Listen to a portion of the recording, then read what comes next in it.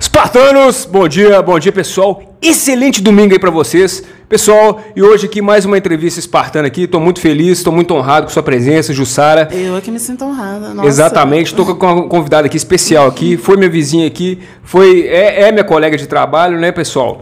E hoje nós vamos falar de muita coisa interessante aqui no canal, mas antes aí, ó, já se inscreve logo no canal aí, já fica livre disso logo aí, manda aquela bicuda espartana no like aí, né? E é isso aí, espartamos junto. Pessoal, hoje nós vamos falar de tarologia, né? Tarologia, medicina holística, né? Um pouco de terapia, de medicina holística, espiritualidade, são temas muito bacanas aí, né? Mas é claro, antes eu queria que a Jussara se apresentasse aqui um pouco, né? Que nossa convidada aí, e é um prazer, é uma honra, viu, Jussara? A honra é toda minha, gente. Meu nome é Jussara, para quem não me conhece, mas acho meio difícil quem não me conheça, eu sou mais conhecida como Tia Ju. Tia Ju. Né? Que eu sou cozinheira das escolas, já rodei quase todas as escolas municipais aqui desse Itabirito, né? Hoje eu trabalho no Cinderela e sou formada em magistério, eu sou taróloga, eu agora estou me iniciando na Wicca, né? Que eu esqueci de te falar isso. Ah, bacana. Né? Estou me iniciando na Wicca e o meu lado mais é espiritual mesmo, eu gosto de ajudar as pessoas, né? Eu faço uma junção do meu trabalho, eu misturo o tarô com a terapia e a gente vai conversar sobre isso ao longo do tempo. Muito obrigada por estar aqui mais uma vez, Flávio. Não tô querendo puxar o saco, mas eu sou sua fã. Ah, obrigado. Pessoal, a Jussara é uma também que segue nosso canal Espartano da Vida Moderna, tá no nosso grupo de WhatsApp também. Sim. Sempre comenta nos meus vídeos lá, puxa às vezes minhas orelhas lá e tal. Ah, esse tema aqui, tal. E é interessante, né? Porque esse bate-papo, a gente só cresce, a gente só evolui, né? E muito interessante a gente pegar esses questionamentos e trazer para a vida moderna. Então vamos falar um pouco primeiro dessa profissão, né? Da questão da profissão. Você falou que é formado em magistério, você mexe com crianças, né? Não exerço a minha profissão. Hein? Eu não exerço a minha profissão. Ah, você não está exercendo ela atualmente, certo? Eu dou aula particular na minha casa, bonitinho, direitinho. Entendi.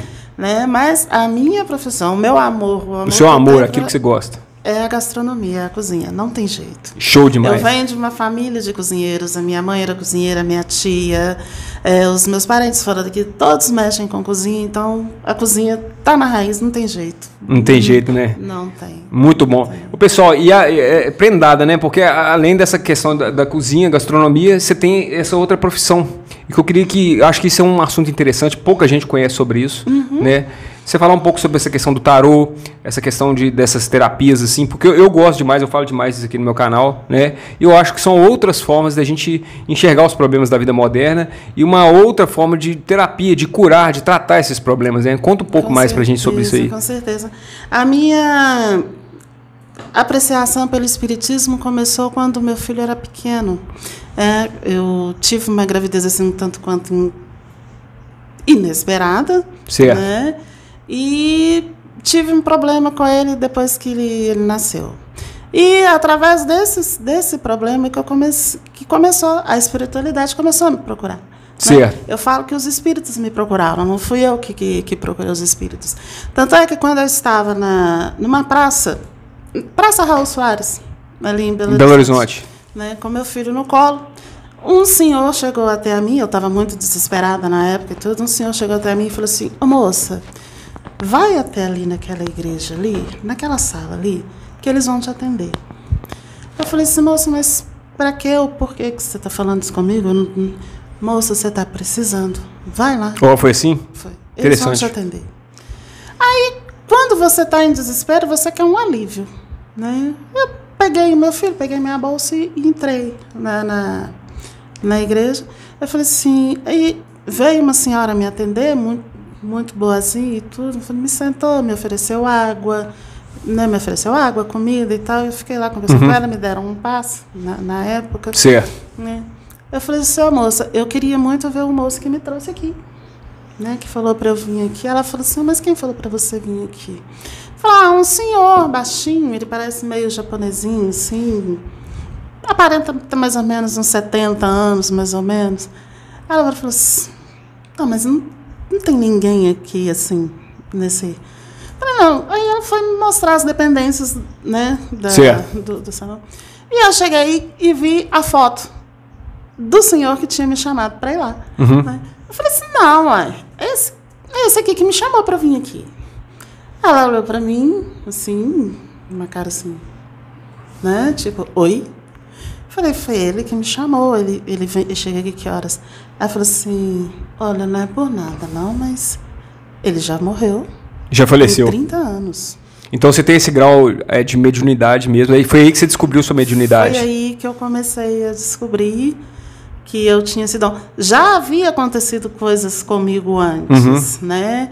Tipo, na Igreja do Bom Jesus, eu não consegui ficar, né? Porque eu ficava com a minha mãe assim, mãe, que em setembro tem a festa do Senhor do Bom Jesus. Certo. Né? Que o pessoal vai lá, né?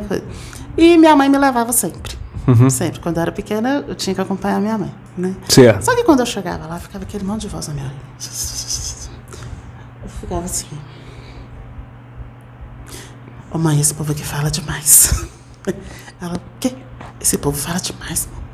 Que povo, Jussara, tá todo mundo calado. Que todo mundo calado, mas tá todo mundo falando, ninguém para de falar. A sua mediunidade, você vê espírito e... Raramente, só... Vê não, você escuta. Eu escuto. Ah, entendi. Eu escuto. Então, assim, era uma coisa que pra mim era perturbadora na época. E ninguém entendia. Eu imagino. Sabe? Eu passava como uma louca, como a débil mental, não sei. Antigamente eles internavam, inclusive, né? Graças a Deus que não cheguei a esse ponto. Antigamente eles realmente tratavam essa pessoa como louca e enchia ela de remédio, antidepressivo, botava... Graças a Deus eu nunca passei por isso, que minha Graças mãe a Deus. Também era uma pessoa muito espiritualizada. Minha mãe era uma pessoa de muita fé. Que bom. Sabe? Então, assim, por esses percalços, assim, eu não passei. Mas, assim, umas puxadas de orelha, tipo assim, ela falava comigo assim, não fica falando isso perto dos outros, não, que os outros vão achar que você é. Entendi. E isso foi a base aí, de certa forma, para você exercer um pouco a sua profissão hoje. Sim, até que um dia, a gente, numa rodinha de amigas, a gente estava jogando baralho. Eu, mais umas 4 amigas minhas, né, criança, estava com 10, 12 anos, e eu comecei a jogar o baralho, e eu falava assim, nossa, fulana, você não vai passar de ano esse ano. Ela falou pra mim e falou assim, você tá louca? Que eu não vou passar de ano? Eu falei, não, tá escrito aqui, olha. Premonição? Premonição? Olha só, interessante. Não, tá escrito aqui que você não vai passar. Mas tá escrito aonde? Você tá ficando doida? Gente, mas tá aqui, eu tô vendo aqui que você não vai passar de ano. Aí eu olhava pra outra, fulana, você vai arrumar um namorado. Ó. E arrumou mesmo? Arrumou. Olha arrumou, só. A menina tomou bomba, tadinha. Olha só, gente. A outra arrumou o namorado, né? E daí eu fui descobrindo. Você começou a ver comecei a ficar curiosa com aquilo. Entendi. Você começou a ver o futuro ali das pessoas ali. Eu comecei a ficar curiosa. Eu falei, gente, eu tenho um talento, eu tenho alguma coisa. Mas aí a vida passou e tudo. Né? E eu tive meu filho, tive problema com ele, né? Graças a Deus ele melhorou e tudo. Hoje ele segue a vida dele normal. A gente vai falar sobre isso, a gente fala. Né? E quando chegou num ponto, eu não sei se você já ouviu aquela brincadeira da roda. Ah, sim, tem aquela. Eu já brinquei do copo, né? Do copo. E a gente foi brincar do copo e foi uma coisa muito engraçada, porque a mãe da menina que a gente foi para casa dela não estava em casa. Certo. Tá? Livre, vamos fazer o que a gente quiser, né? E nós fomos brincar da brincadeira do copo e as meninas colocavam no copo, o copo não andava. Eu punha a mão, o copo e... Olha só. Deslizava. Aí passaram a perguntar só eu já brinquei disso, mas também não andava, não. Não andava. Na época que eu brinquei desse negócio, não... E o copo deslizava comigo e elas faziam todas as perguntas. De repente, Flávio, a luz acabou. Veio uma escuridão, uma ventania. E as folhas foram saindo assim, da mesa. Né? E as meninas todas gritando. A gente arrumou uma gritaria. E apareceu um senhor na porta. E ele virou para mim e falou assim, não brinca comigo. Só você viu o senhor ou as meninas viram também? Não, todo mundo viu nesse dia. E ele falou, não brinquem comigo. Era um espírito? Era. Eu não estou aqui para brincar. Porque a gente fazia umas perguntas bestas. Não, porque quando eu brinquei também, a gente leva esse negócio, é um negócio muito sério. A gente não pode brincar com isso, na verdade. Mas a gente era criança. criança. Não, e eu também era adolescente quando eu brinquei desse Entendeu? A negócio gente aí. era criança. E isso é muito preocupante, porque você invoca, né, de certa forma, almas ali e que pode até te trazer problema depois, né? E a maioria dos espíritos que descem nesse ponto, eles estão ali que eles estão precisando de ajuda. Eles vêm para te auxiliar, mas eles também estão precisando de ajuda. Né? A maioria vem para pedir ajuda. Vem para pedir ajuda. Uhum. Só que eram 3 adolescentes, pré-adolescentes, 12, 13, 14, que estavam brincando de ser bruxo. Entendi. Que o espírito ficou com raiva.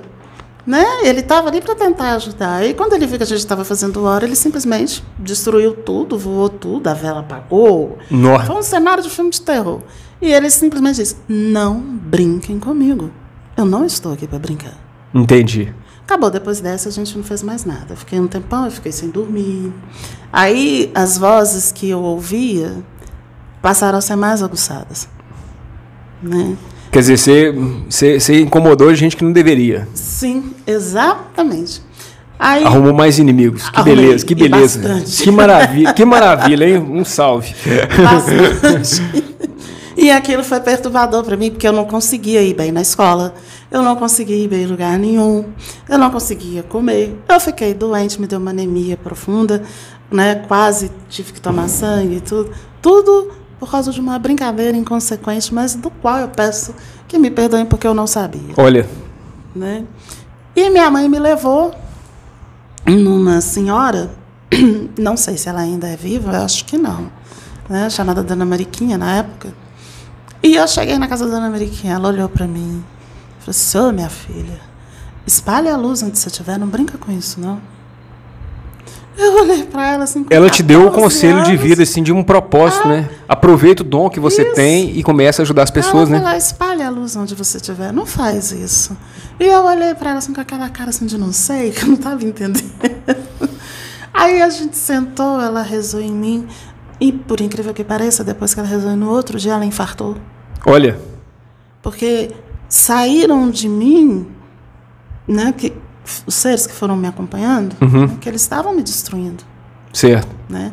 Chegava os dias e eu não conseguia andar. Eu não conseguia levantar da cama. Né? Ela foi, me benzeu, rezou em mim, tirou todos aqueles espíritos e tal.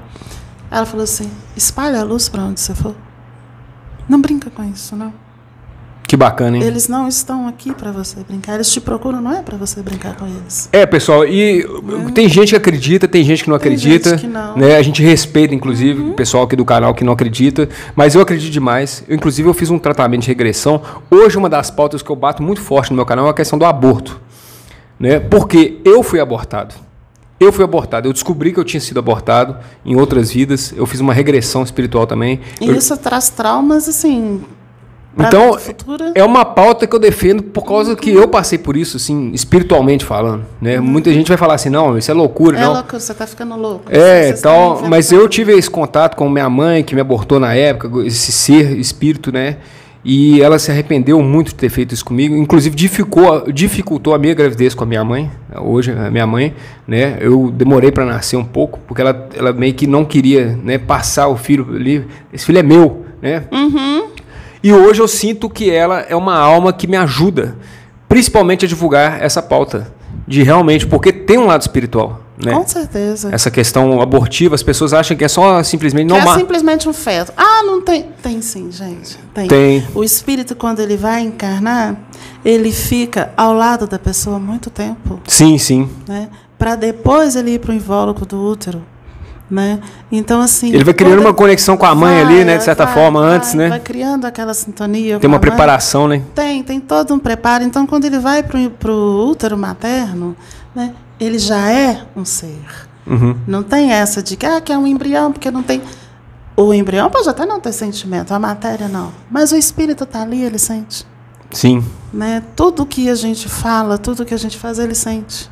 Então, um aborto, gente, é muito pesado. É muito pesado. Muito. Realmente. É preferível, mulheres, vocês evitarem uma gravidez do que fazer um aborto. Você está pegando dívida para você pagar mais tarde. É verdade, né? Porque fica sequela, né? Fica. Você não pode não pagar hoje. né? Você levar a sua vida normal e achar que, deu tudo certo, tá tudo bem. Mas futuramente você vai pagar. Entendi. Numa próxima encarnação, pode não ser agora, mas numa próxima você paga. O espiritismo, pessoal que não conhece, né? A gente trabalha com várias encarnações. A gente entende Com que certeza. muitas respostas daquilo que a gente está passando, às vezes, hoje não é questão dessa vida em si. Às vezes foi de uma vida passada. De Né? outras. Foi uma questão da vida passada. Mas pelo menos a gente consegue, com racionalidade, chegar a algumas respostas que muitas religiões não conseguem dar. Não conseguem. Né? Porque é uma religião científica, né? O espiritismo é Você científico. sabe Né? o que eu falo? Eu não sei se eu tô falando, se eu tô sendo muito polêmica. Pode ser polêmico. A Pode ser polêmico, não tem problema não. A religião que mais entende de espiritismo chama-se religião católica e ela esconde. Ela esconde. Catolicismo? Interessante. Ela esconde. Né? Porque os grandes livros, os grandes evangelhos, os evangelhos proibidos, estão todos na Igreja Católica, estão todos no Vaticano. Então, eles sabem muito mais do espiritismo do que nós, que somos espíritas. Agora, desculpa, o porquê que eles escondem isso? É engraçado. Pessoal, vamos falar de polêmica, então. Porque você falou desses livros escondidos. Eu vi um documentário uma vez no History Channel que realmente tem uns livros que a Bíblia não publicou. Não. Questões, inclusive, culturais da igreja que não poderia. Sim. O livro de Maria Madalena. O Evangelho de Judas. Evangelho de Judas, né? E eu acho que todo católico mesmo... O verdadeiro Evangelho de Pedro. Isso, né? Todo católico acho que deveria procurar esses livros e ter um conhecimento total, a red pill da religião ali, né? seria realmente encontrar a pílula da verdade ali, de ver o todo, né? O interessante é o porquê que se faz isso. Será que é para manter a pessoa ali bitolada, presa? Porque a religião, ela te escraviza. De certa forma, sim. Né? Se você faz isso é pecado, se você faz aquilo outro é pecado, né? Ela dá uma direção, né? Eu acho que ela é importante porque dá essa direção. Não, com certeza. A direção do bem. Se não fosse. Mas quem tem... Né? Você, às vezes, por livre pensamento, por isso que hoje eu não me denomino... Acho que você deve pensar da mesma maneira, de não ser fixo a uma religião, porque senão você tem que assumir todos os dogmas dela. E alguns você fala que realmente, às vezes, não faz sentido. Você fica escravo daquilo ali, né? Com certeza. Eu passei a questionar até umas passagens bíblicas que... Acho que é melhor nem entrar nesse dele. Polêmica, gente, polêmica. Aqui, pessoal, esse canal aqui é fora da caixa, tá? Aqui a gente fala tudo mesmo, não tem dessa não. Existem umas passagens na Bíblia assim, que eu acho que se eu pudesse eu arrancava assim, e falava assim, não, isso aqui está incoerente demais. Vou te citar um exemplo de Jesus, quando ele tirou 40 espíritos e jogou nos porcos. Né? Eu sou espírito. Quando desencarnado, espírito. Quando vivo, eu tenho alma. O espírito morre? Não, o espírito não morre. Não morre. Então, por que ele entrou nos porcos, jogou lá e falou que os espíritos morreram afogados? Espírito morre afogado? O espírito geral é imortal, né? Que a gente entende. Cabe muito da questão da interpretação.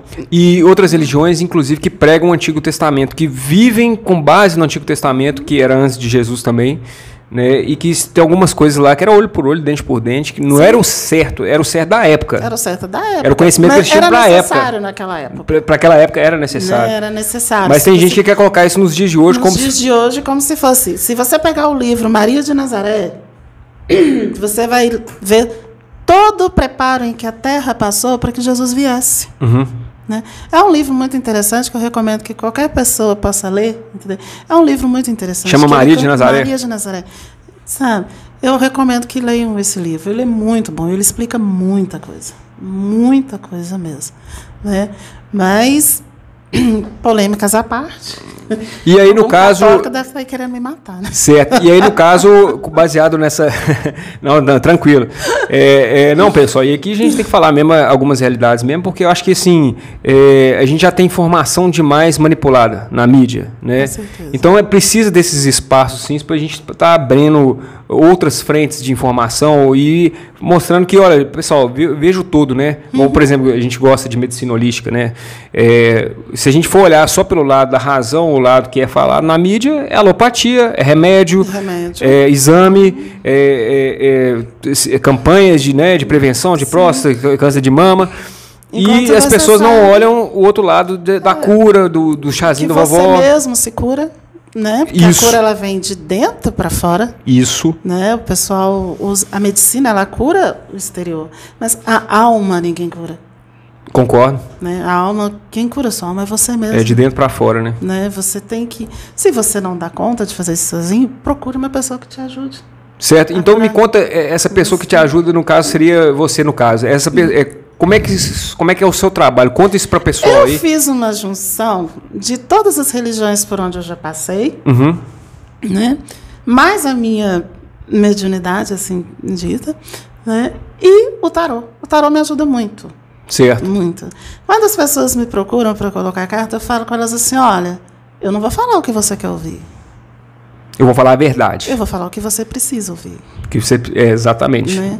Porque a maioria que me procura para colocar tarô sempre são mulheres.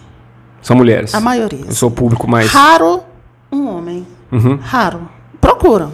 Né? Mas o meu público maior é a mulher. Uhum. Né? E mulher tem a alma muito machucada. Entendi, Né? A mulher entendi. tem uma alma muito machucada. Sofrida. Né? O que toda mulher quer? Encontrar um homem que a respeite, que a faça feliz, como se a felicidade dependesse de outra pessoa. É uma coisa que eu procuro mostrar também, que felicidade não depende de outra primeiro pessoa. É a gente mesmo, a laranja inteira, não a metade da laranja, né? Com certeza. Nossa, depois que a laranja está inteira, que você arruma outra, né? Com certeza. Né? E eu faço a junção, eu coloco as cartas, mas nas minhas cartas eu procuro puxar o seu interior. Uhum. Onde é que está a sua dor? Por que você está sofrendo? Por que você está com ansiedade? Por que da sua depressão? Uhum. Vamos ver lá atrás o que foi que aconteceu? Aí eu vou puxando da pessoa. Se ela me der licença... Entendi. Você vai nos traumas dela. É tipo uma psicologia. Sim. Sabe? Inclusive, pessoal, vou deixar o contato da Jussara aqui, né? Quem quiser uma consulta com ela aqui, vou deixar o WhatsApp aqui embaixo aqui, né? O Instagram, o contato que você tiver. Vou deixar aqui no texto do vídeo, né? Porque é interessante as pessoas saber que elas podem ter uma outra forma de encarar os problemas, né? Com certeza. E a gente vai na causa do problema, né? Muitas vezes os nossos problemas são nós mesmos que causamos. Ah, com certeza. Né? Então a gente vai. E eu costumo ir até onde o problema começou.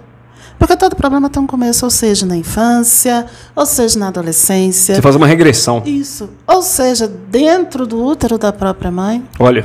Ou seja, que você trouxe da sua reencarnação e vem trazendo aquela mágoa, aquelas feridas. De anos e anos, de reencarnações e reencarnações. Entendi. Então, assim, eu vou fundo nisso daí. A partir do momento que eu acho o ponto onde você precisa se tratar, aí eu começo um tratamento com você. Entendeu? Esse tratamento envolve água, fogo e terra.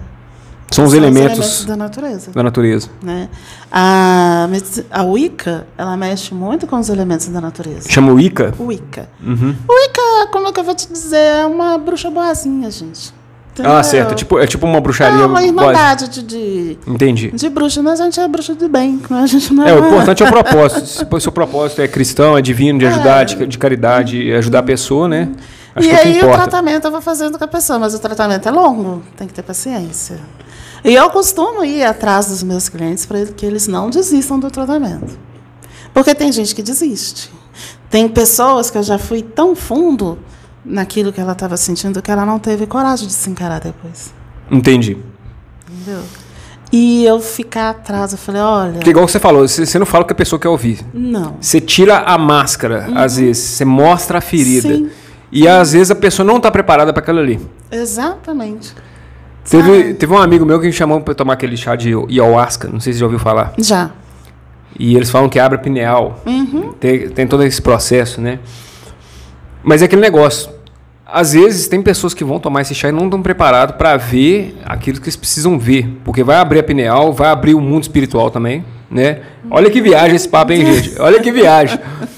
Mas lidar com uma realidade, eles vão lidar de certa forma com uma realidade. Se ver é muito difícil. Tem que ter um emocional preparado para encarar a si mesmo, né? Você encarar a si mesmo é uma coisa muito difícil. Muito. Você tem que ter uma disciplina, sim. Tanto que falam que a gente é o nosso pior inimigo, né? Com certeza. Com certeza. E a gente mesmo se mascara nos nossos próprios sofrimentos. O nosso orgulho protege a gente. Protege. O Protege nosso... não, ele te mata, né?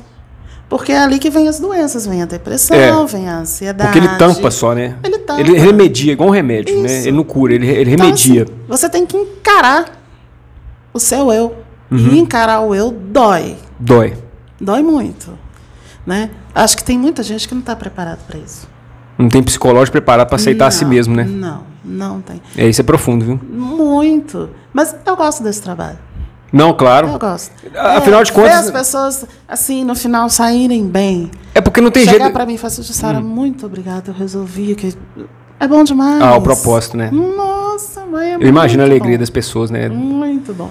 E assim, tem pessoas que já pararam de fazer tratamento comigo, tem tempo, e me ligam sempre. Que bom, que bom. Sabe? Além do tratamento, ainda faço amizades ainda. E eu acho isso muito bom. Porque não tem como, não tem como você querer construir uma casa se você não destruir a casa antiga, né? Não tem como você querer reformar alguma coisa se você não destruir as coisas velhas ali. E esse processo é doloroso, né? Demais, né, conta. A única coisa que assim que eu tô na Wicca, que eu tô tentando aprender, tentando controlar, é não me envolver. Porque antigamente eu me envolvia com o sofrimento da pessoa e eu ficava remoendo aquilo o tempo inteiro. Tem pessoas que são assim, né? Né? Elas chupam o problema da pessoa para ela e elas acabam jogando uma bagagem que não é dela para as costas dela, né? Exatamente. Aí agora aprendi a trabalhar isso comigo. Interessante. Eu vou no seu problema, mas eu não me envolvo com ele. O problema é seu, meu amigo. Resolve aí. Eu entendeu? tenho compaixão por você, mas eu não vou sofrer por você. Eu vou te ajudar. Né? Mas carregar o seu problema comigo, eu não vou fazer isso. Interessante esse ponto que você falou, porque se você realmente tomar as dores da pessoa e querer resolver o problema para ela, essa pessoa não vai evoluir. Não. Ela não vai aprender por si mesma a resolver os problemas na vida dela, né? E vai ser aquele tratamento eterno, né? Aquele tratamento permanente que a pessoa nunca se cura. Daqui a pouco ela tá de volta, né? A pessoa nunca se cura. Então, assim, eu aprendi a tratar, ver, ter a compaixão, mas não me envolvo. A pessoa saiu dali, normal, minha vida segue normal, eu não vou mais pensar nela. Só vou pensar nela na próxima semana que ela voltar na minha casa. Entendi. E o legal é que, no caso do tarô, você está vendo passado e futuro, de certa forma. Sim. Você vai nos pontos ali da pessoa do passado, mas você consegue ter por causa da sua mediunidade, você consegue ter uma previsão também de futuro, assim, que caminho que ela deveria seguir, né? Sim, o caminho que deve seguir, sim. Né? Essa de que vê o futuro, mas que eu vi que vê... Aí já é meio difícil. Aí você acha que é charlatanismo mesmo, que o pessoal fala que... Porque a vida ela é um ciclo que ela muda o tempo todo. Então o que estava predestinado, você pode amanhã tomar uma decisão diferente, né? Pode, entendeu?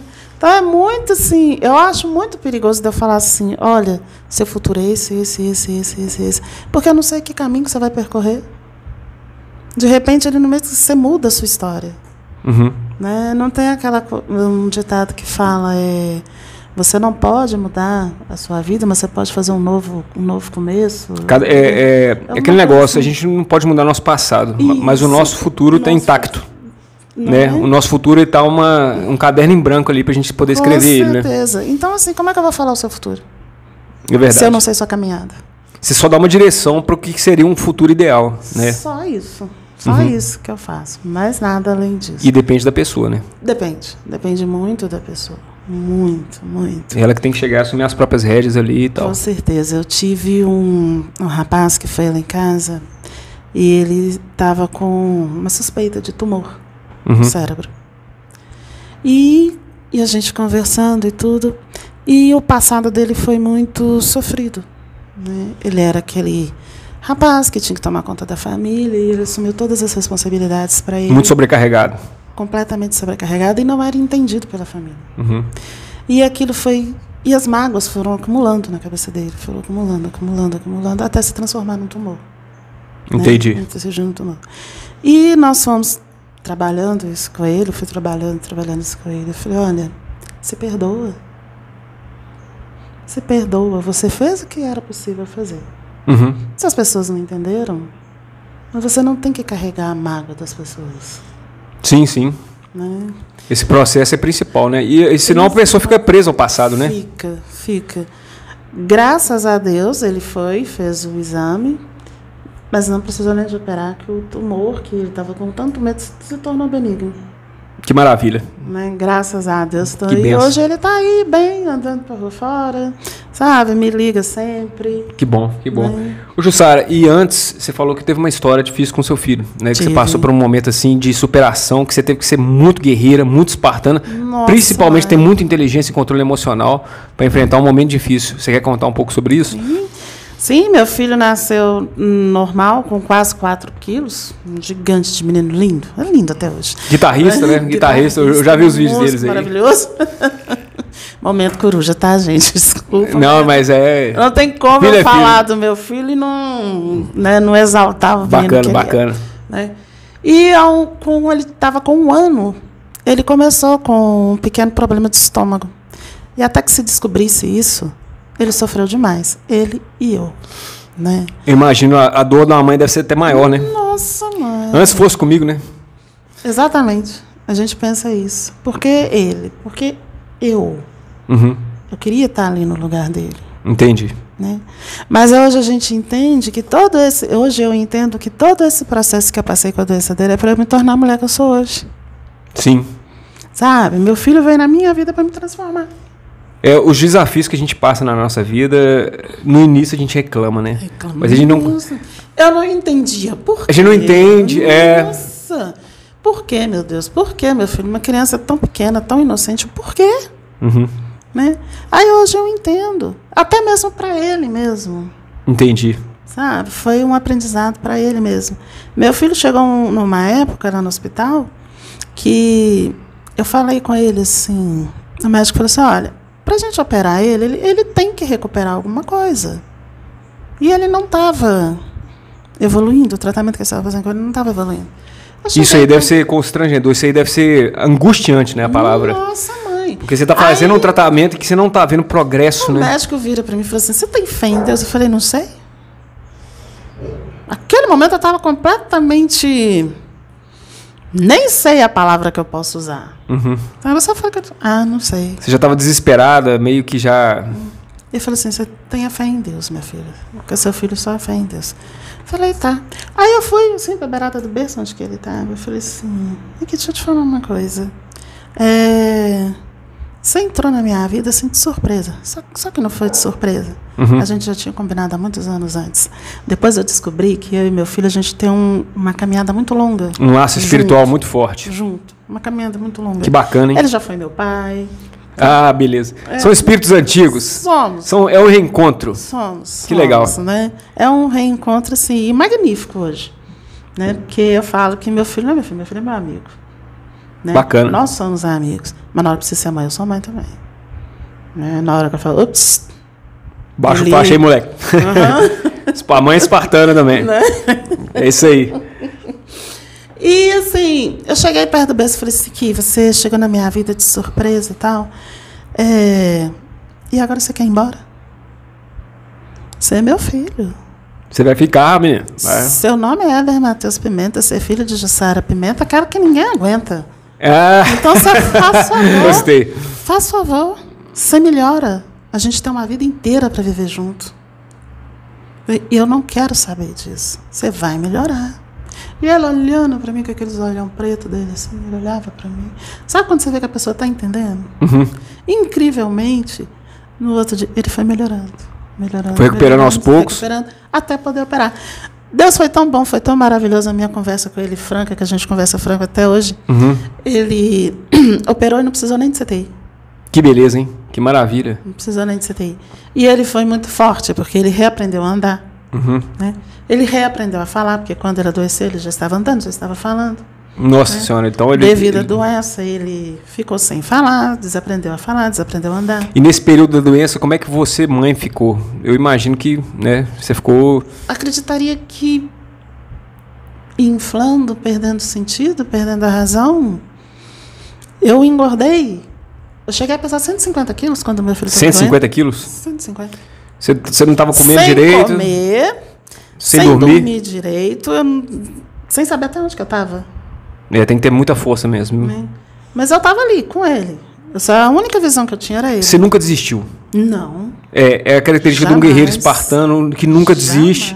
Você estava triste, você estava chateada, você podia não Demais, estar dormindo, da você podia estar conta. tal, mas você nunca desistiu dele e nunca desistiu que aquilo ali ia dar certo. Nunca, nunca, nunca. Que bacana. As horas que eu não podia ficar com ele, eu ficava na praça. Entendi. Às vezes acontecia alguma coisa, porque era uma enfermaria infantil. Uhum. Né? Então ali tinham vários casos de crianças com problemas. Então tinha hora que eles iam fazer alguns procedimentos que eu não podia ficar. Entendi. Aí teve um dia que eu fui para onde? Lá no IML da Santa Casa. É. Aí eu tô lá sentada. Eu estava na praça, de frente ali. Certo. Aí o senhor Francisco, que trabalhava lá no IML na época, ele sentou assim perto de mim. Assim, você tem alguém aí? Falei, tenho, meu filho e tal. Ah, tá. Nossa, você tá com uma cara de zumbi, né? Nossa, que educado, hein? Que educado. Eu falei, moço, eu tô com um filho doente.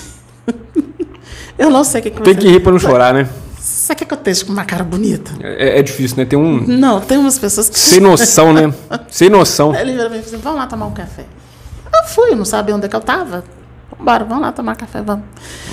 Aí entrei, uma vez cheio de macas, assim. Eu pensei, né? Isso aqui é uma espécie de enfermaria, né? Uhum. Ô, Flávio, aí eu tomei o café lá com ele, mas mal sabia ele onde é que eu tava. Mal sabia eu, né, onde eu tava. Aí eu recostei, assim, e dormi. Mas dormi. Apagou? Nossa. Aí eu acordei, assim, até meia boca de som tão pesado que eu tinha. Aí eu acordei e tinha uma pessoa simplesmente assim de mim. Que isso, é? Aí eu fui levantando, assim. Aí eu olhei, aí tinha mais uns corpos, assim. Aí ele virou pra mim e falou, fica tranquila, isso daí não vai fazer nada com você, não. Aí eu olhei, você sentei assim. Eram espíritos? Não, eram corpos mesmo. O cara tinha uma... Você tava no IML, né? Nossa senhora. E eu... O cara te levou pra tomar café no IML. Eu assim, meu Deus. O cara te levou pra tomar café no IML. Nossa assim, senhora. Moço. Eu vou lá fora. Complicado, hein? Que situação. Muito obrigada, viu, por seu Chega a ser engraçado. Chega a ser... Mas hoje eu lembro disso, eu começo a... Não, porque é engraçado, viu? Gente, a cara do defunto era muito estranha. Eu imagino, coisa gente. meio esverdeada, Eu imagino, meu. regalada. Ninguém merece, meu. E eu olhei assim... Não, preocupa não, vai fazer nada com você não. Você acabou de... Você acordando com o morto do seu lado ali, né? Não faz nada com você não, minha filha. Você tem que preocupar com quem tá lá fora. É. Esses daí... Não faz nada com você não. Tá. Muito obrigada pelo seu café. Que cafezinho. Esse café vai ser inesquecível. Não, é inesquecível. Eu imagino. Até hoje. Mas graças a Deus, meu filho, eu tive muita ajuda das pessoas. Que bom. Inclusive o vice-prefeito atual, né, eu tenho que agradecer muito a ele, que todos os remédios que meu filho precisou, ele chegou na Santa Casa e falou, pode dar todos os remédios que ele precisar, eu pago. Que bacana, né? E eu só fiquei sabendo disso muitos anos mais tarde. Esse é um espírito de caridade. Sim. E eu acho que é a verdadeira caridade. Aquela que a gente faz em silêncio, a gente ajuda a pessoa, mas ninguém não quer que divulga, né? Não, ele na época ele queria operar meu filho. Ele virou pra mim e falou assim, olha, se seu filho não arrumar vaga pra ele semana que vem, você reza, minha filha, porque eu vou operar seu filho aqui. Que bacana. Ele queria ajudar de toda forma, né? Queria. É isso que é interessante, isso que é bacana, né? E o mais interessante é que na época ele era um médico particular. Uhum. Ele é particular, né? Ele não mexe pelo SUS. Entendi. Né? E ele ia fazer a operação do meu filho. Ele falou assim, se não encontrar vaga até semana que vem, eu vou operar ele. E ele operou mesmo? Meu filho operou. Uhum. Operou, graças a Deus. Ficou e aí deu tudo certo, tá saudável, tá forte, tocando muita guitarra. O tamanho dele, né? Tá certo, tá certo. Tá aí cheio de talento, tocando pra todo lado. Amém, né? Amém. E graças a Deus passou. Jussara, vamos falar de polêmica agora. Vamos falar de polêmica. Pessoal, conversando com a Jussara aqui, eu até expliquei para ela o termo Red Pill, né?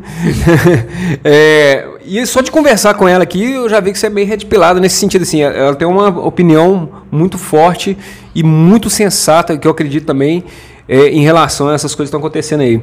Então, em primeiro lugar, um assunto polêmico aqui, pessoal, inclusive que está acontecendo aqui na minha cidade, que é o seguinte, teve um vereador aqui da cidade, o vereador Anderson, ele fez um projeto do orgulho hétero. Qual que é a sua opinião sobre esse projeto hoje, Sara? O que você acha desse projeto? O que você acha desse projeto? Sério mesmo. Olha, não me afeta em nada. Nada.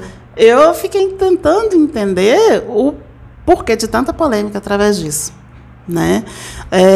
Hoje em dia, o hétero é visto como uma pessoa violenta. A masculinidade, hoje em dia, você ser homem, você já é tóxico, só por ser homem mesmo, só por ser masculino. Sim, e eu não vejo onde que fere isso, gente. Qual que é o problema? O que o orgulho hétero vai me trazer de ruim? Os próprios homossexuais, o pessoal do LGBT, eles vieram de um relacionamento hétero. A maioria veio. Exatamente. Muita gente, né, que se frustrou, né, com o relacionamento heterossexual, depois virou homossexual. Depois virou homossexual. E o que isso tem de ruim? Me fala. E o vai projeto... ter passeata? Não vai. E o projeto eu vi que não está atacando ninguém. O projeto ele só está defendendo uma pauta. Se tem um orgulho gay, por que não o orgulho hétero? Orgulho. É lógico que a gente entende que nossa cidade de Itabirita aqui... Existem mais coisas mais importantes? Sim. Precisa de... A gente tem várias outras prioridades aqui, mas né? Mas uma polêmica em cima disso. Eu acho que o pior da polêmica foi não deixar o pastor falar, né? Também acho. Se você quer ter direito, você tem que respeitar. Se você prega o respeito, né? Na hora da fala dele, eu acho que as pessoas deveriam respeitar, deveriam deixar ele falar. E ele não conseguiu falar. Ele não conseguiu falar, né? Eu acho... Pode falar a verdade, Flávio, eu não gosto de nenhum tipo de movimento. Eu não gosto de movimento LGBT, eu não gosto nada contra os gays, gente, pelo amor de Deus, não é isso. Eu tenho vários amigos que são homossexuais.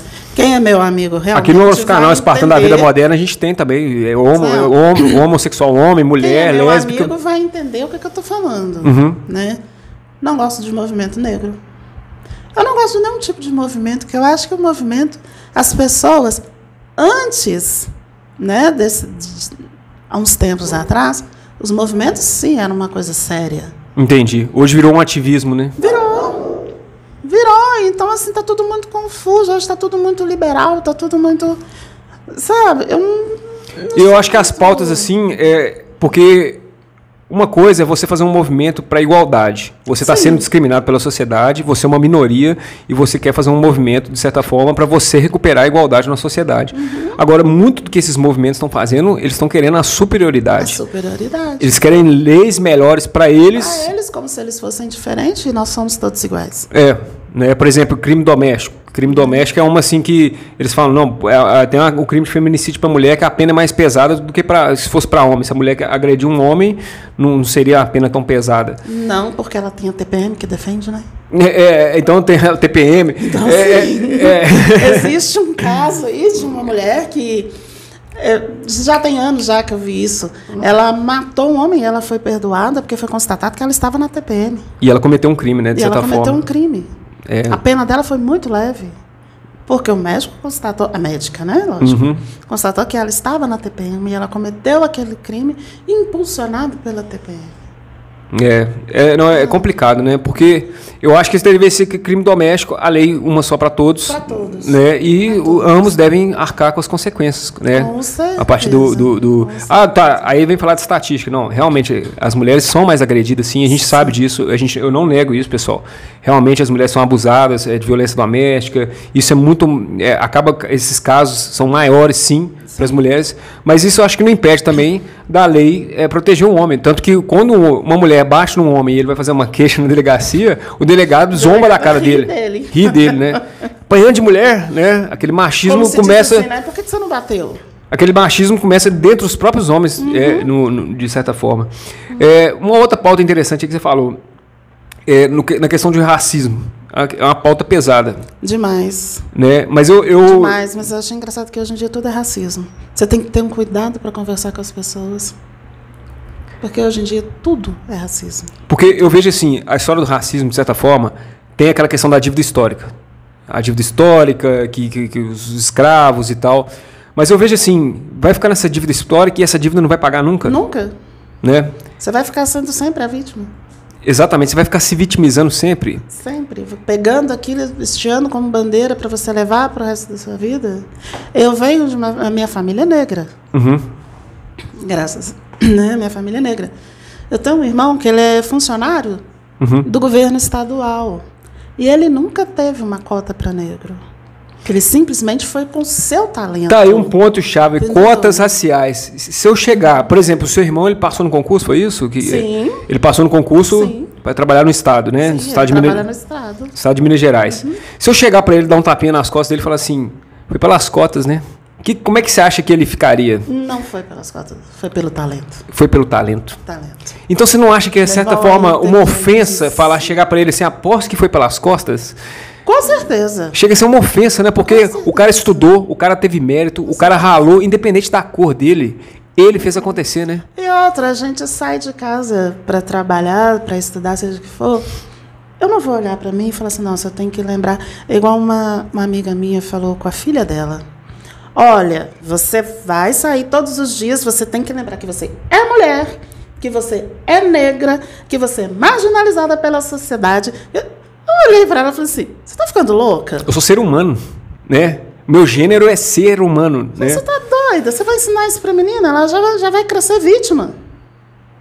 Ela vai achar que ela vai ser vítima a vida inteira. E vai ficar levantando essa bandeira do Vai levantar movimento, essa que eu acho que bandeira. mais vai desagregar do que agregar. Com certeza. Eu acho que o que os movimentos fazem, todos eles vitimizam demais a pessoa. A pessoa ela se torna vítima de si própria. Exatamente. Então, assim, tem negro talentoso? Tem. Tem. Tem branco talentoso? Tem. Se eu não me engano, aquele Joaquim Barbosa, né, que fazia parte do STF, Sim. ele estudou muito. Glória Maria. E ele era contra as cotas também. Eu acho que ele chegou e falou assim, se alguém falasse que eu cheguei até onde eu cheguei pelas cotas, para mim ia ser uma ofensa muito enorme, muito Você grande. vê a repórter Glória Maria? Olha onde ela chegou, se na época tinha alguma cota para ele. Talento. Talento, mérito, Todos mérito, nós né? temos. Pagou o preço para chegar ali. Pagou. Todos nós somos capazes. Então, não acho que... Gente, a cota para negro, para mim, é uma humilhação. Porque, olha só, a partir do momento... Por exemplo, eu falo porque eu sou concursado também, né? E eu já perdi um concurso porque um negro passou na minha frente. Porque ele tinha as cotas. Ele entrou pelas cotas e ele ganhou... Eu fiquei uma vaga atrás dele. Eu perdi a vaga... e não é por causa disso que eu fico revoltado, não. Eu acho que é direito dele, é direito dele. Mas eu vejo assim... Por que eu posso querer me achar superior, sabe? No sentido, olha, você é negro, você precisa de uma cota.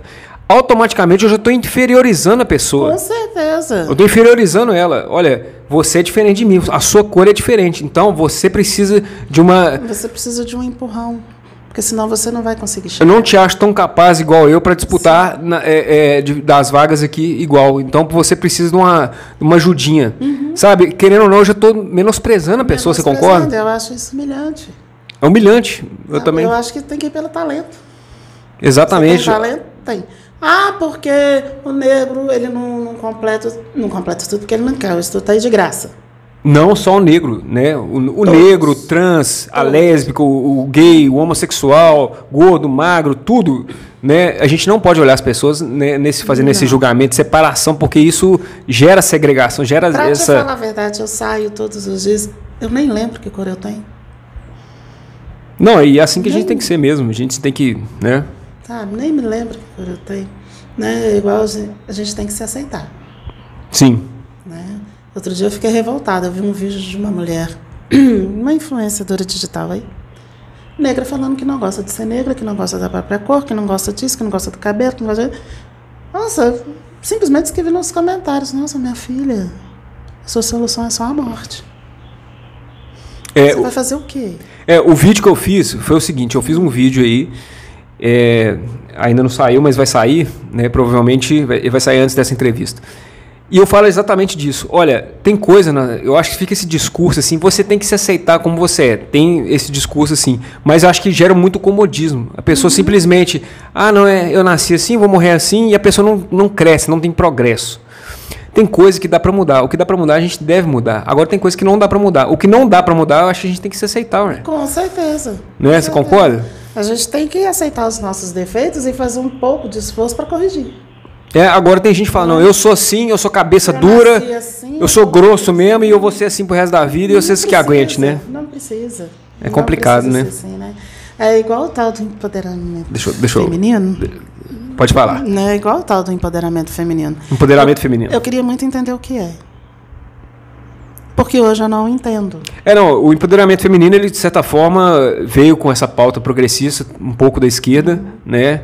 E eles vêm com essa questão que mulher não depende mais de homem para nada, mulher não precisa mais de homem, né? Acaba que algumas coisas ali estão meio obscuras ali para acabar com a família, de certa forma. Defende o aborto, né? Que a gente falou aqui agora. Mas é um tipo de movimento assim que eu acho que assim, tem que ser, as mulheres têm que ser respeitadas, elas merecem, né, estar no mercado de trabalho, elas merecem, né, essa... Só que o empoderamento feminino, ele tá meio confuso, né? Pelo menos eu acho, bem confuso, porque... Qual que é a sua opinião? Me fala aí, o que você acha que está acontecendo aí nesse momento? Já que tal pessoa me representa. A Anitta não me representa hora nenhuma. Se você colocar a Anitta como empoderamento feminino, fica complicado, né? Pelo amor de Deus. Rebolar a bunda é o empoderamento feminino? Não é, né? Cortar a parte de trás da calça, né? Que é igual ultimamente as mulheres, essas mulheres cantoras que para mim não é, né? Estão fazendo, o que é que elas estão fazendo? Elas estão tirando a parte de trás da calça e batendo bunda por aí. Isso é um empoderamento? Não, isso para mim tem outro nome. Isso é putaria mesmo. Você fala. Aqui a gente fala mesmo. Você não ia falar, não, mas eu falei. Né?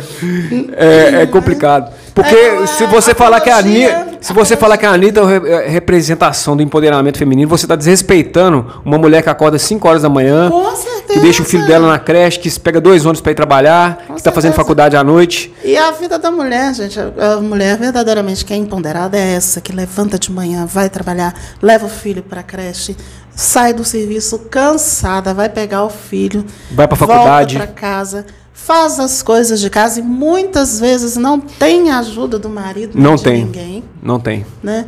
Ela vai estudar para ter um melhor salário. Isso é empoderamento. Isso é empoderamento feminino. Isso eu acho que é o empoderamento Corre feminino. Atrás, faz curso. Mas tá o sempre empoderamento batalhando. que está assim, sendo visto aí na mídia para todo mundo é um bando de mulher de shortinho curto, com a barriguinha aparecendo. Um monte de mulher da minha idade querendo ser mocinha. É uma das coisas que eu falo no meu vídeo também. Dançando até o chão, uma atrás da outra, enfileirada. Elas vão para uma balada. Elas não querem que objetifique a mulher, mas acabam que no Instagram você postar foto de peito, de bunda, de biquíni, né? Querendo ou não, tá procurando... like, né? Tá objetificando, né? Qual que é o objetivo? Ela, infelizmente, vai atrair só homem que realmente está querendo ali só relação sexual e mais nada, né? E ela tem que reconhecer que o tempo passa. E que relacionamento que essa mulher vai arrumar daqui a um tempo? Nenhum. Ela vai dançar no carrossel, né? Que eu não vou falar o nome. Né? Não, é carrossel mesmo, é literalmente o carrossel mesmo. Ela tá ali dançando naquele carrossel enquanto ela é nova, enquanto ela é bonita, mas a idade vai chegar. E daí, quando chega a idade, ela já tá rodada. Ela não vai conseguir arrumar um relacionamento. E não é a mesma coisa, né, Jussara? Vai cair na frustração. Não é a mesma coisa, né? Para um homem ele conseguir ter 30 relações sexuais, ele tem que conquistar 30 mulheres, ele tem que ser um cara muito foda, ele tem que, né, de certa forma, para estar conquistando aquela ali. Para a mulher já é mais fácil, né? Para ela, o que eu falei no meu vídeo, que foi até um pouco... copinho de cerveja. É o que eu falei no meu vídeo, que foi até um pouco polêmico, porque uma chave boa, ela abre vários cadeados. Agora, um cadeado que abre para qualquer chave, né, já não é um cadeado tão bom. A mulher de hoje, ela tem que entender, a gente pode tudo. Pode. Eu não estou dizendo que você não pode. Não estou dizendo que a mulher aqui não pode. É porque o feminismo prega os direitos iguais. Você pode tudo, mas nem tudo lhe convém. Entendi. Entendeu? O que não tá, acho que elas não estão sabendo separar isso. Eu posso tudo? Posso. Mas isso aqui não me convém, isso aqui não. Quando ela procurar um cara para casar, para ter família, um cara que é religioso. Quando ela chegar aos seus 35, 38 anos, que ela já tá vendo que ela já não tem mais. Que os homens já não olham mais, olha para ela, olha mais para as novinhas, né? Relacionamento. Aí já vai ser mais difícil. E aí vem todo aquele passado com ela, né? Vem aquele passado de traumas, de relacionamentos, né? Os traumas eles vão se acumulando ali na pessoa, né? Então a pessoa vai ficando chata, a pessoa vai ficando mais fria, a pessoa vai perdendo aquela feminilidade, né? Exatamente. Eu posso, assim, ser crucificada, né, gente? Depois de eu falar isso aqui, mas... Não, aqui a gente fala na tora, que esse canal aqui também é Red Pill, então a gente... É o que eu penso. Não, mas eu acho que o seu pensamento tem toda a coerência. Então, assim, Essas mocinhas hoje em dia, gente, eu fico olhando elas assim, eu fico assim, meu Deus, o que está acontecendo? É verdade. E eu falo como homem, eu tenho amigos. Dando apoio. E eu falo como homem, eu tenho amigos homens. É um tipo de mulher que a gente realmente não procura para casar. Realmente, infelizmente, é machismo, é preconceito, é injusto. Olha, ser injusto, ser preconceito, ser machismo, pode ser. Não estou falando que não é. Uhum. Agora, que as coisas são assim, são. É assim que a roda anda. É assim que a roda tá andando. Sempre foi. Né? Sempre foi assim, né? Hoje em dia, o que é errado tá certo. Então, eles estão querendo colocar como certo coisas que estão erradas, né? Tá e é uma das coisas assim que meu canal bate muito, né? Porque se a gente não der o grito, tem horas... não, agora é certo o homem ser corno e a mulher dele ter Vale Night, por exemplo.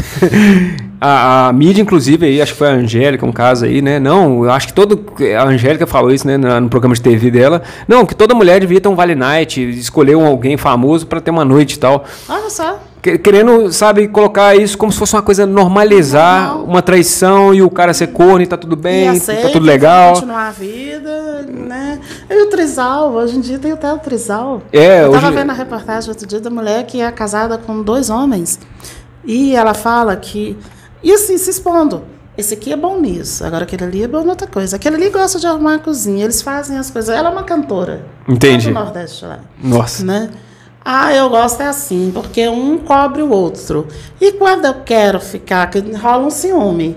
Aí quando eu tenho ciúme, eu fico com os 2. Nossa, isso é complexo uma vez assim. Complexo. Sabe? Cadê a família, gente?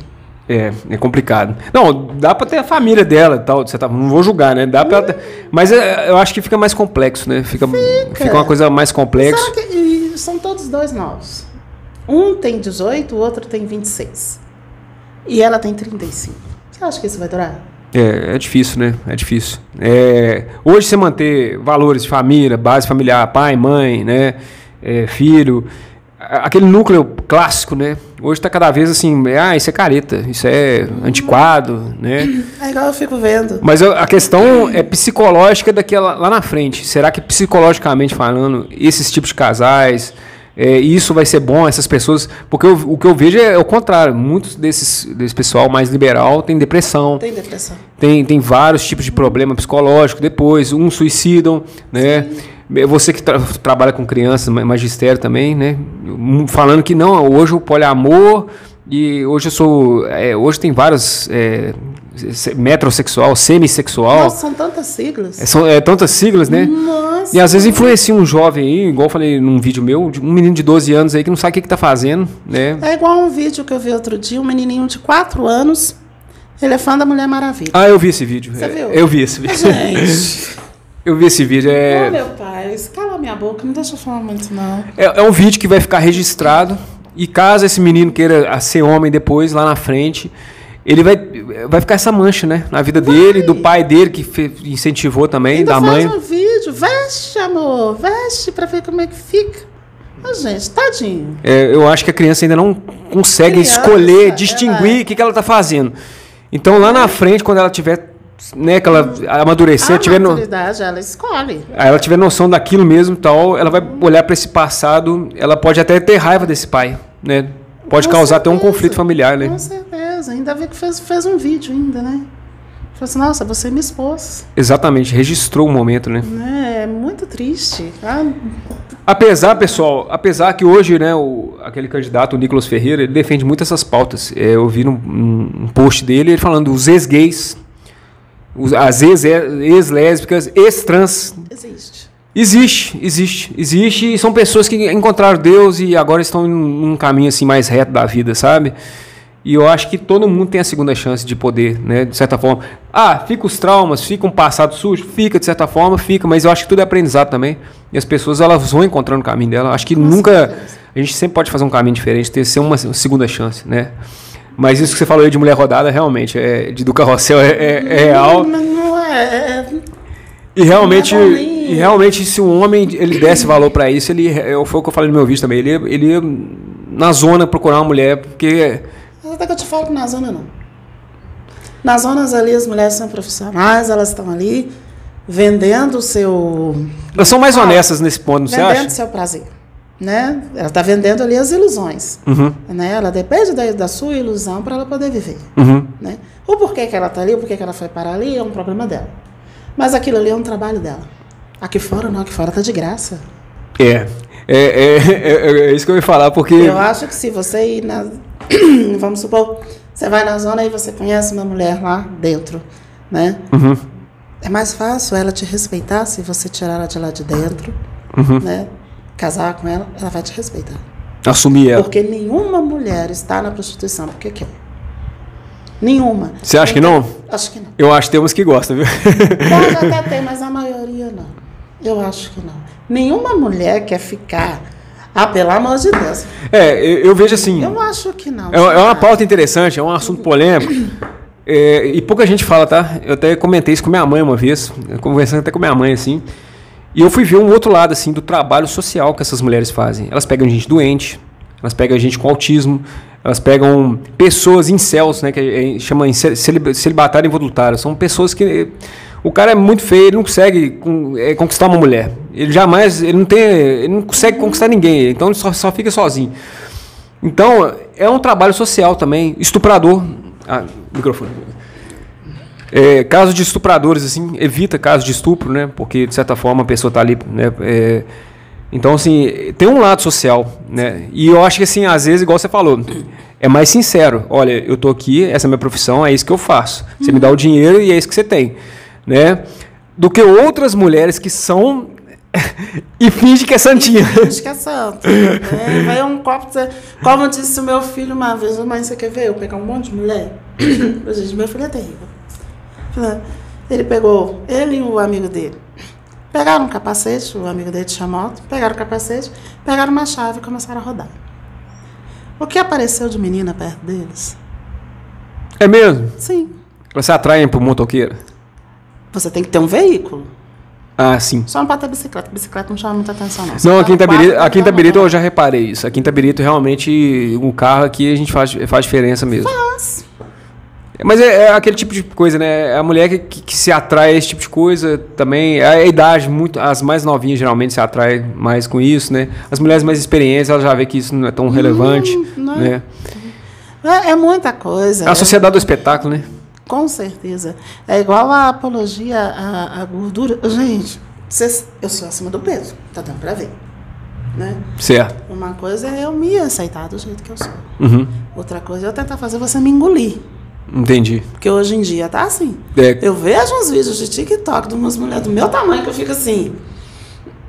Várias vezes eu comento.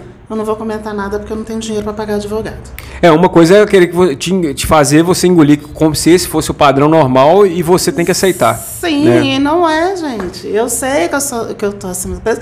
Eu já cheguei a pesar 150 quilos, emagreci 35 quilos. E tá defendendo uma coisa, Jussara, que de certa forma não é bom para a saúde. Não é bom. Eu falo porque eu também já sou um ex-obeso também. Hoje eu tô mais magro, mas eu já tive 96, né?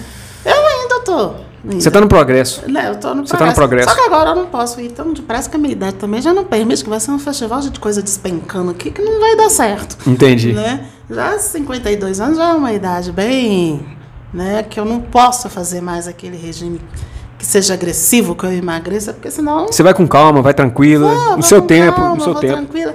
Mas foi uma coisa tão... Foi uma coisa boba quando eu emagreci. Eu consegui cruzar as pernas. Eu não conseguia. É a saúde, né? É a saúde, dormir melhor, igual você falou, a pressão alta, né? Sabe? Hoje eu ainda tomo remédio para pressão ainda. Mas vai parar se Deus quiser. Se Deus quiser. Passei para ela as dicas aqui, viu, gente? Nada para dar as dicas. Alho cru e cloreto de magnésio. Alho cru e cloreto de magnésio. Alho cru e cloreto de magnésio. Antigamente, eu com o remédio, a minha pressão ficava 16, 17 com o remédio. Uhum. Hoje eu ainda tomo o remédio, mas a minha pressão fica 12/8.